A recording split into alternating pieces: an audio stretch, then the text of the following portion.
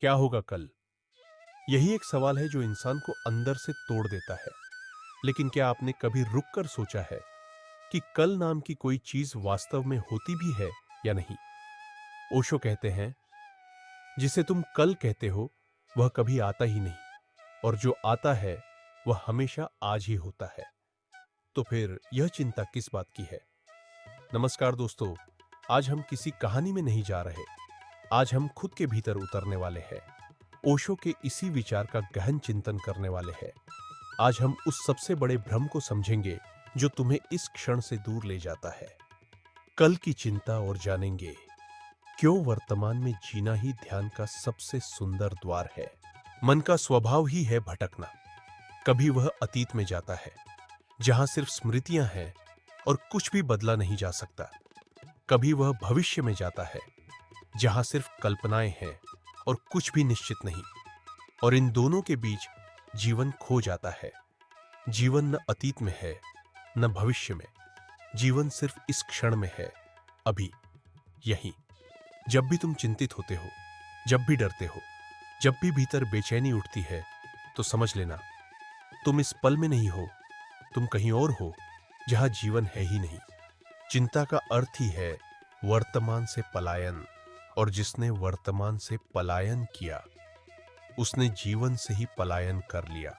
ओशो कहते हैं, इस संसार की ओर एक दृष्टि डालो। प्रत्येक व्यक्ति किसी न किसी रूप में भविष्य की काल्पनिक समस्याओं से त्रस्त है। कोई अपने रोजगार की असुरक्षा से चिंतित है, कोई अपने व्यक्तिगत संबंधों की उलझनों से परेशान है, कोई अपने स्वास्थ्य की चिंता में डूबा है, कोई आर्थिक अस्थिरता के बोझ तले दबा है। इसी असीम चिंता के गहन सागर में जीवन के सबसे जीवंत, सबसे सुंदर और मूल्यवान क्षण अनजाने में ही छूट जाते हैं। उनका आनंद नहीं ले पाते।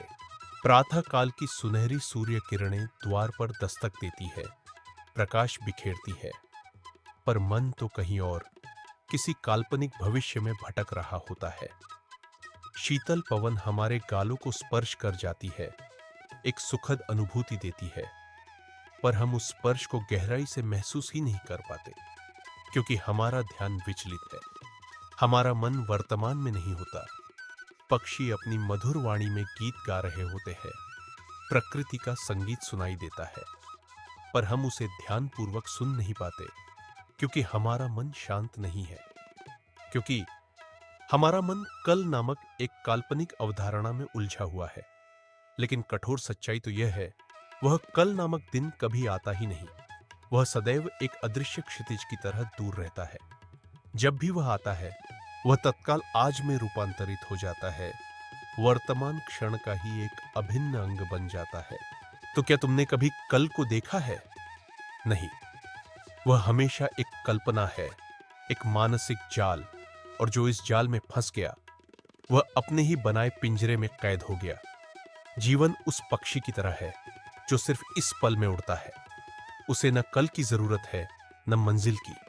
वह उड़ता है क्योंकि उड़ना ही उसका स्वभाव है।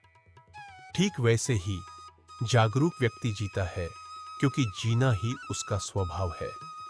वह पूछता नहीं कल क्या होगा, वह बस जीता है, पूरी गहराई से, पूरी उपस्थिति में। जब तुम पूछते हो कल क्या होगा, तो इसका मतलब है तुम जीवन के प्रवाह पर भरोसा नहीं करते। लेकिन अस्तित्व किसी के नियंत्रण में नहीं है। उसकी अपनी लय है, अपना संगीत है, और जो इस लय को समझ लेता है, वह चिंता छोड़ देता है। सच्चाई यह है, चिंता कभी भी कल को नहीं बदलती, लेकिन आज को जरूर जला देती है। चिंता एक आग की तरह है जो धीरे धीरे तुम्हारी शांति, तुम्हारा प्रेम, तुम्हारा आनंद, सब कुछ जला देती है। लेकिन अगर तुम जाग जाओ तो देखोगे, चिंता सिर्फ एक आदत है, मन की आदत। मन हमेशा पकड़ना चाहता है, भविष्य को नियंत्रित करना चाहता है, क्योंकि उसे अनिश्चितता से डर लगता है। लेकिन जीवन तो अनिश्चित ही है, और यही उसकी सुंदरता है। अगर सब कुछ पहले से तय हो जाए, तो जीवन में कोई रहस्य नहीं बचेगा, कोई उत्साह नहीं बचेगा। इसलिए जब तुम कहते हो मुझे नहीं पता कल क्या होगा, तो डरना मत, खुश होना, क्योंकि इसका मतलब है जीवन अभी भी जीवित है, रहस्यमय है। वर्तमान में जीना कोई टेक्निक नहीं है, ये एक समझ है। जब तुम समझ जाते हो अतीत का मतलब स्मृति और भविष्य का मतलब कल्पना, तब तुम अपने आप इस क्षण में लौट आते हो। बस बैठो और अपनी सांस को देखो, अंदर बाहर, और देखो मन धीरे धीरे शांत होने लगता है। यही ध्यान है, यही साक्षी भाव है। जब तुम देखने लगते हो तो चिंता खुद ही मिटने लगती है, जैसे सुबह की धूप में ओस की बूंदें गायब हो जाती है। जीवन कोई समस्या नहीं है जिसे तुम्हें हल करना है। जीवन एक रहस्य है जिसे तुम्हें जीना है। कल की चिंता छोड़ दो और इस क्षण को पूरी तरह जी लो, क्योंकि यही क्षण तुम्हारा जीवन है, यही ध्यान है, यही सत्य है। तो दोस्तों, अध्यात्म की यह यात्रा अगर अच्छा लगा हो तो वीडियो को लाइक, शेयर और चैनल को सब्सक्राइब जरूर करें। फिर मिलते हैं ओशो के एक नए विचार के साथ।